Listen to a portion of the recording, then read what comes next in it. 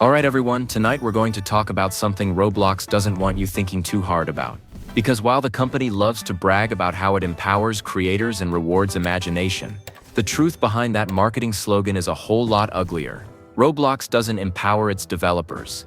It exploits them. Behind every smiling avatar and colorful trailer is a system built to squeeze as much profit as possible from the people who actually make the games. It's a system of unfair revenue splits, unpaid labor, and corporate manipulation dressed up as opportunity. This is the dark truth about how Roblox exploits its own developers. To understand how deep the problem goes, you first have to understand how Roblox presents itself. They call it the future of creation, a place where anyone, from a teenager in their bedroom to a small team of hobbyists, can build the next big thing. They say you can earn money, build a fan base, and even make a living. And in some rare cases, that's true. But what they don't tell you is that for every one developer who makes it, there are thousands who never get paid fairly. Not because they aren't talented, but because the system is designed to keep them poor. Let's start with the numbers. Roblox takes a 70% cut from every transaction on the platform. That means for every 1,000 Robux a developer earns, Roblox keeps 700. The developer gets 300. And if they want to convert those Robux into real money, they have to go through DevEx, Roblox's developer exchange program, which takes another cut. The result? A creator keeps around 24% of what their game actually earns. Imagine working hundreds of hours building a world, scripting mechanics, designing art and marketing it, and then watching 3/4 of your income vanish before it ever reaches your wallet. That's not partnership, that's exploitation. Roblox defends it by saying, "We provide the platform, the infrastructure, the tools." But that's like a landlord taking 70% of a store's revenue because they own the building. The developers are the ones building the experience. They're the ones keeping the platform alive. Roblox without developers is nothing. But Roblox without developers willing to work for almost nothing, that's something the company can't survive. So it builds a system that keeps them hooked. It starts with the dream. Roblox constantly promotes success stories. Teenagers who supposedly made millions building games. They show smiling faces. Headlines like 16-year-old earns a fortune from his game. They make it seem like anyone can do it. What they don't mention is that these stories are exceptions. Outliers used as bait. For every millionaire developer, there are thousands making pennies. Most Roblox developers will never reach DevEx's minimum payout threshold. Roblox knows this. But as long as those dream stories keep circulating, new developers keep flooding in, ready to grind for free in the hope they'll be the next big thing. And that's the real genius of Roblox's system. It runs on unpaid labor disguised as learning. Roblox markets itself as educational. They tell parents and schools that it teaches coding, design, and entrepreneurship. But what it really teaches is how to work for exposure. Kids spend hours scripting, testing, and building games that Roblox profits from. Even if those games never earn a dime, every player interaction, every engagement minute, every virtual item sold contributes to the platform's growth. Roblox uses those metrics to attract advertisers and investors. So even when developers make nothing, Roblox still gets richer. It's free labor at a corporate scale. The company even has a name for it: user-generated content. It sounds empowering, right? But it's really just a way to offload production costs onto the community. Roblox doesn't have to hire game studios. It doesn't need to pay designers or testers. The players do it all for them, for free. Then Roblox turns around and takes the majority of the profit. It's the ultimate business model. Crowdsource creativity, pocket the revenue. What's worse is how Roblox uses competition to justify exploitation. They pit developers against each other in a popularity contest. If your game doesn't perform, you don't get paid. If you want visibility, you have to pay Roblox for ads.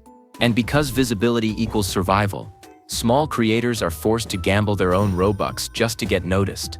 Big studios with deep pockets dominate the front page, while indie developers are buried under algorithmic rubble. The system rewards those who already have money and punishes those who don't. A corporate mirror of the real-world economy.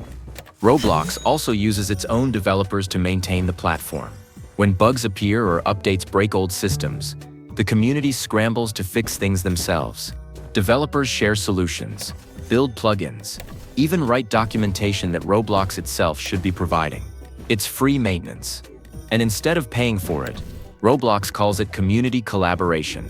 Imagine a company with millions of active creators, billions in annual revenue, and a market cap larger than some game studios, relying on children and hobbyists to fix their broken tools. That's not innovation, that's negligence. And the hypocrisy doesn't stop there. Roblox constantly preaches about safety, moderation, and fairness, but those values only apply to players, not developers. If you're a small creator and your game gets falsely reported or flagged, Roblox can take it down instantly, sometimes without warning. You can lose your game, your audience, and your income overnight. There's no appeal process that actually helps. Meanwhile, larger studios, the ones that generate millions, get special treatment. They have direct communication channels, partnership programs, even exclusive promotional opportunities. The rules are not the same for everyone. Roblox claims to be a platform for all creators, but in reality, it's a pyramid with the biggest studios sitting comfortably on top, while everyone else breaks their backs at the bottom. And it's not just the developers making games. Even UGC creators, the people designing limited items, accessories, and clothes, are trapped in the same exploitative structure. Roblox takes massive cuts from every sale and controls the entire marketplace. UGC creators can't set fair prices, can't track sales in real time, and have no say in how their items are promoted. They're just tools in Roblox's economy. Valuable enough to make money, powerless enough to never question it. The platform also manipulates developers emotionally. They use badges, awards, and events to keep people motivated. Virtual trophies that cost Roblox nothing but mean everything to young creators. Winning a Bloxy or getting featured in the developer spotlight feels like validation, but it's really just a distraction. Roblox doesn't need to pay fair wages when it can pay in recognition. It's gamified exploitation, turning real labor into a competition for clout. Behind the scenes, the financial system itself is built to discourage withdrawals. Roblox's exchange rate for Robux to USD is intentionally terrible, far lower than the purchase rate. That means even if you do make money, Roblox profits twice. Once when players buy Robux and again when you try to cash them out. And if you don't reach the DevX minimum, your earnings are trapped forever. Roblox keeps it all. Billions of Robux sit unclaimed. A hidden goldmine of profit generated by developers who never earned enough to withdraw. And let's not forget how Roblox handles communication. The company loves to talk about community feedback. But most developers will tell you it's one-sided. They announce updates that break existing systems, ignore complaints, and push new monetization features nobody asked for. Developers are treated as statistics, not people. Roblox listens to investors, not creators. Every time the community speaks up about unfair splits, broken tools, or moderation issues, Roblox releases a PR statement full of buzzwords about our ongoing commitment to creators. Then nothing changes. But maybe the most cynical part of all this is how Roblox hides behind its young developers. When criticized, they say, "We're building opportunities for the next generation." They frame themselves as educators, pioneers of digital creativity. But look closer. They're exploiting inexperience. The average Roblox developer is a teenager. They don't have lawyers, contracts, or unions. They don't know how to negotiate. Roblox counts on that. They know these kids will work insane hours, do free labor, and stay grateful for scraps because they think it's their big break. It's not opportunity, it's manipulation. Meanwhile, Roblox's executives make millions. The company's revenue continues to climb every year, built on the backs of underpaid, overworked developers. The CEO calls it shared success. But there's nothing shared about it. The people building the platform are barely scraping by, while the company reports billions to shareholders. It's a digital sweatshop dressed in neon colors. Some developers try to fight back. They form collectives, share information, even start conversations about unionizing. But Roblox's structure makes that nearly impossible. Developers aren't employees. They're independent creators. That classification means they get none of the rights or protections that real workers would. If Roblox bans you, there's no appeal. If they change the revenue split, you have no say. They own the platform, the rules, and ultimately, your work. You might build the game, but Roblox owns the world it lives in. So why do people keep building? Because they still believe in the dream. Because despite everything, Roblox still gives you the tools to create. That's the cruel irony. The same thing that makes the platform magical is what makes it exploitative. The potential is real, but the system is rigged. And Roblox knows that as long as creators believe they have a chance, they'll keep working, for free if necessary. Hope is the most profitable business model in the world. And that's the tragedy. Roblox could afford to pay developers fairly. They could fix the revenue split. They could protect creators and still make billions. But they don't want to, because exploitation is more efficient. It keeps the machine running. It keeps investors happy.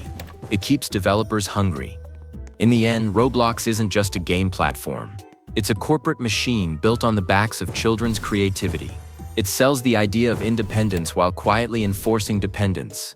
It promises freedom while locking developers into a system where the house always wins. Roblox didn't just build a platform for creation. It built a factory for exploitation. And the saddest part is that the people inside it are still smiling, still grinding, still believing they're the lucky ones. So the next time you see a Roblox developer celebrating their success, remember, behind that celebration is a system that takes more than it gives. Behind every hit game is a pile of unpaid hours, lost potential, and quiet frustration. Roblox calls it innovation. But what it really is labor without justice, creativity without freedom, and profit without fairness.